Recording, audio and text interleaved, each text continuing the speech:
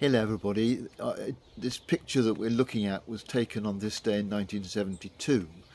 It's a picture of Kim Phan Thi, who was 9 at the time, running away from the effects of a napalm bomb dropped by the Americans in Vietnam, in a war which cost millions of Vietnamese civilian lives. She was rescued by the photographer Nick Ut, who took her to a hospital. Her life was saved, and although over the next 50 years or so there needed to be continual treatment of the damage done to her by that bomb, she has survived and is now living in Canada, running among other things, running her Kim Foundation, for the support of children who are psychologically or physically damaged by war. In an interview recently, she talked about the difficulty of living for 50 odd years with the title The Napalm Girl. Because that picture has become an icon not just for the horrors of that war, but of all wars. This is how felt she was known, and she felt this was a terribly difficult thing to cope with, being categorised in that way.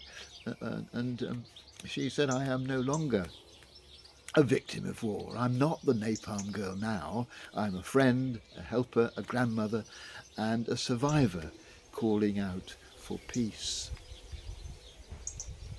It struck me this picture, because it does show in a very clear way how the horrors of all wars.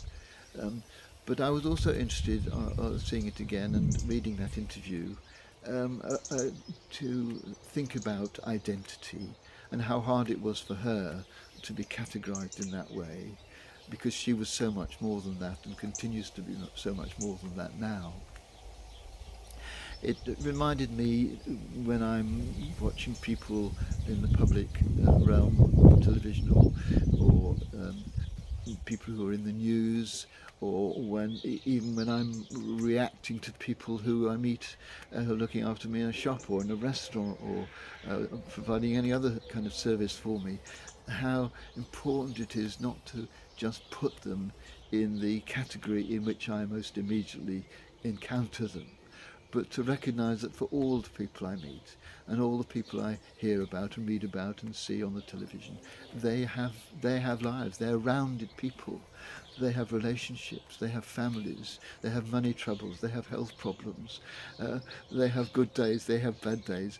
They are like everybody else. And to give anybody a particular identity because of some particular role that they have in relation to me, or some particularly public event with which they're associated, it only gives such a small part of the picture. And if I'm to fully respect the people around me, I need to see them all as whole people with an identity that spreads much wider than just one individual aspect.